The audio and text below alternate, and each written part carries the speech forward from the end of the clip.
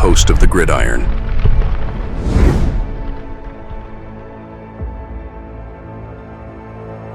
All right. Welcome to the Gridiron. If you give this video a thumbs up or maybe share this video, that would be absolutely freaking awesome. I greatly appreciate it. If you subscribe to my channel, thank you. If not, please go down below, hit the subscribe button, hit that bell icon. That way next time we go live or if I put a video out, you'll be notified.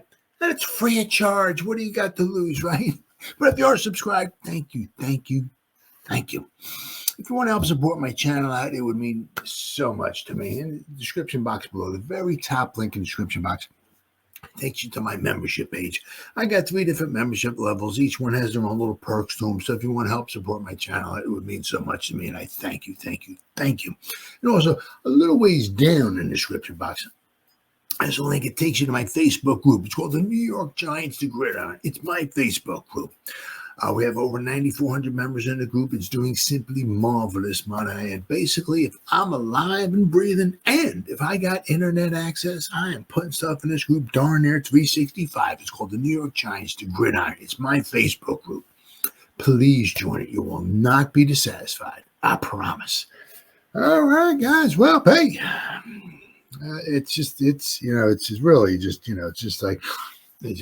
it's like Groundhog's Day with Bill Murray. Good movie. I haven't seen a good movie, by the way. It's just like same stuff. The only thing you don't know is how they're going to lose. That you don't know. You know what I mean? It's like, I don't know. Every week, it's like different circumstances pop up or whatever, and just lose. I mean, this time it really maybe necessarily wasn't Daniel Jones's fault. Maybe it was, maybe prior, and just fell behind the 8 ball a little too much. Earlier, in the after the half was over, and just kind of shot ourselves in the foot there. We're going to go over that in a little bit. But defensive-wise, did a nice job in the second half. Right? Only held them to 2 field goals. But just some of the, once again, just very, very draining. Very, very draining. I mean,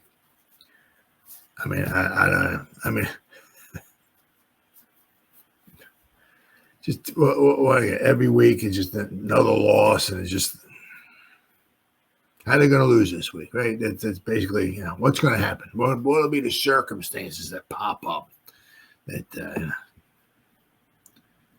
once again the Commanders won, good for them. The Giants could have won, but once again we say that about a lot of games with the Giants. Giants could have won, but. Got some articles here. Just read some of this stuff off here. Just Giants continue to play miserably on home on Sunday as they fell to the Commanders. Giants are 0-5 at home, 2-7 overall, and have lost 4 straight games. Giants have now gone 2-7 or worse in 6 of their last 8 seasons. 2-7 or worse. In 6 of the last 8 seasons. Just unbelievable. They were swept by Washington for the first time since 2021 and have lost their first 5 home games for the first time since 1974. 74 they didn't win any home games. That was when they were at the Yale Bowl. They that year, let's see, their only 2 wins were on the road. That year. Let's see, who did they beat? 74. I know they beat the Chiefs. Can't remember who else they beat. But all their 7 games at home, they lost. They lost to the Cowboys. They lost to the Redskins. They lost a lot of last-second field goal by the Cardinals. They lost to the Eagles. They lost all 7 of their home games that year. They lost to the Jets in overtime. That was a tough year for the Giants. 1974, and I don't know if it's, I don't know if it was, it's since, if it's somebody broke it or whatever, or tied it or whatever, but 1974 with the Giants, at the time, they set, I believe it was an NFL record.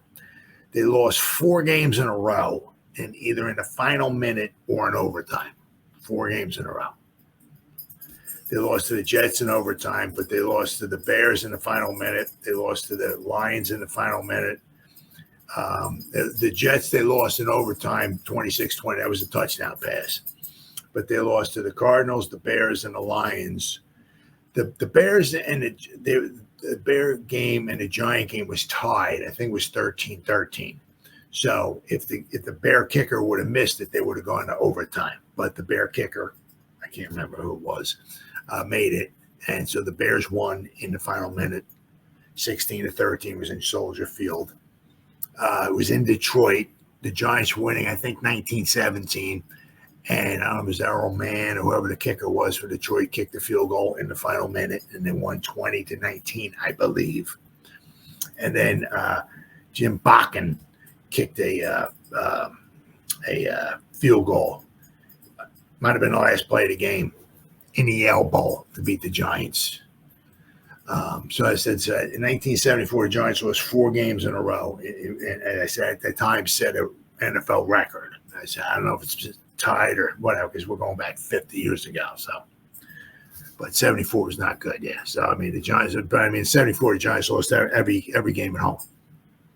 Every game at home. The Giants played 73 and 74. They played 12 games at home at the Yale Bowl. They played 5 and 73 in the Yale Bowl.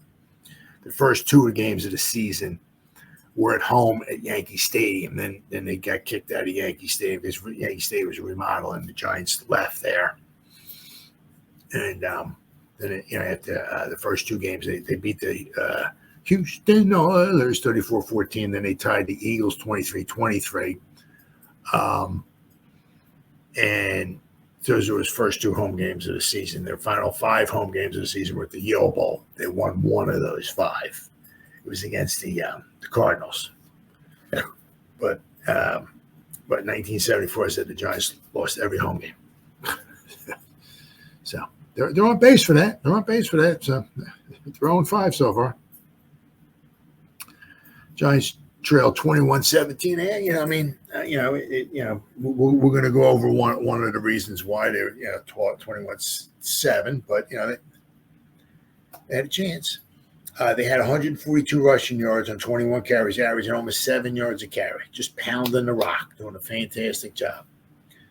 Daniel Jones, though, was just, the thing was is they were just running the ball. It's just so odd. It was just like, the first half it was just run, right, and then in the second half it was just like pass.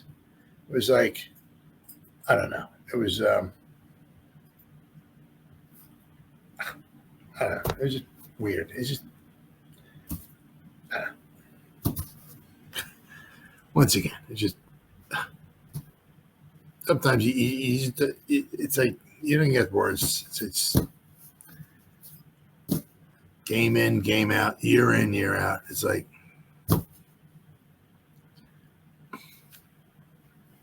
let's see. Danny did get he finally got his touchdown pass, huh? He threw his first touchdown pass, first at MetLife Stadium since January 1st, 2023, since the 2022 season.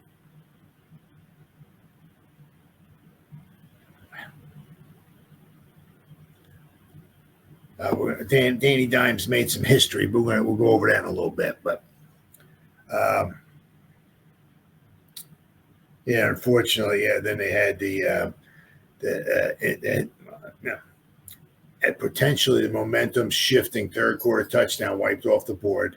Jones hit Wando Robinson wide open, obviously, in the corner of the end zone, toward the side of the end zone, wide open. But I mean, with Darius Slayton, you can kind of, it was questionable, but you can kind of you could see where maybe they could let it go, but you could also see, from my vantage point, where they could call it. And if they called it, I can't argue with it.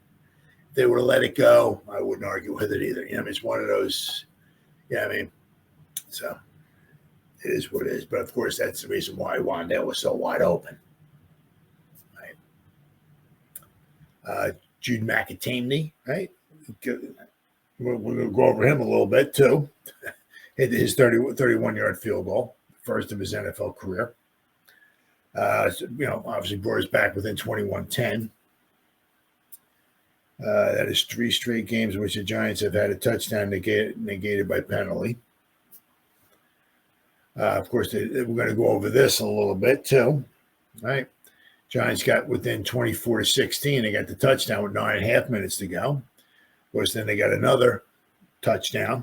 I mean, so unbelievably, they actually scored 2 touchdowns in 1 quarter. I mean, whoa, right? I mean, the Commanders ain't not the greatest team of all time. I mean, they got a great record, but they do a very good job, the Commanders, at protecting the football.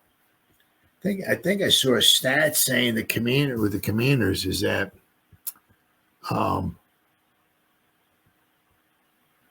first 9 games of the season, they only have 3 turnovers. That's the best since 1933, when I think turnovers were first started to be counted. So you got to go back only 90 years, 3 turnovers. Yeah. So the Commanders are really doing, as of right now, doing a very good job protecting the ball. Let's hope from my standpoint, I can't stand. I hate the Eagles. Can't stand. Let's hope the Commanders look this good against the Eagles. Right. But I mean, a play here, play there. Giants could have beaten the Commanders both these games. I mean, you can say that about quite a few games this year with the Giants. It's kind of like, what happened to the Giants? Why were they 9-7-1? Last year, they won 6 games, had a lot of injuries. They had a third-string quarterback. They won 3 games with a third-string quarterback. And this year, we can't even win 3 games with the first-string quarterback. What is going on? It's just simply mind-boggling. Absolutely mind-boggling. Overall, I mean, Jones did pretty good. Right? He had the one short touchdown pass, but then he hit. Hopefully, we'll see more of this. Hopefully, maybe kind of possibly as the years go by. Hopefully, Theo and the seam route, right? Pass was not super duper phenomenal. Could have been a little. I couldn't have thrown it like that. I mean, I can't. But the guy's wide open. Let's hit the dude like this instead of him having to turn around and jump up and whatever like that. Let's hit the dude in stride, right? But hopefully we see more of that going forward. But it was nice to see Theo get on the scoreboard. But Jones overall, I mean, after we're going to go over the first half in a little bit, but he wound up 20 out of 26, 174 yards and 2 touchdowns. He ran 7 times for 54 yards. He had a 2-yard touchdown run. Neighbors caught 9 balls, only 59 yards though. Became the second player in NFL history to have at least 50 catches in his first 7 games. Tracy led the Giants with 66 yards. Giants ran for 164 yards total on 31 carries, 5.3 yards per carry. Not bad at all. Giants, something that changed from the last game. The Giants at a 32 minutes to 28-minute time advantage. So they held the ball for 4 more minutes than the Commanders did. Micah McFadden, 11 tackles. Nice job. Jaden Daniels, was nothing super duper spectacular. However, he out of his average was 9.5. I'm going to say right about 9.5 yards per pass attempt. That's phenomenal. 9.5. He threw the ball 22 times and wound up with 209 yards. Only completed 15 passes, but 209 yards was very, very good. And once again, I said that, the Commanders did not beat themselves. Let's see. The Giants rushed for 142 yards in the first half. They converted more than half of their third down opportunities, 6 of 11, and scored 22 points. Their highest total of the season. 22 points is their highest total of the season. My God. The Giants scored on each of their second half possessions. Daniel Jones, 119.7 passer rating. Right? I mean, the thing is like, but you'll get this from him. Yeah, I mean, you'll get it. It's like, oh, wow, hey, Daniel, Jake did pretty good. Wow, maybe he's turning the corner. Maybe he is that quarterback of the future. Maybe we're on to something. I think tell you what, that Daniel Jones, he just might be a keeper. No, don't let it fool you guys. Don't let it fool you. Defense limited McLaurin to just 2 catches, unfortunately. Both of them, I believe, were touchdowns.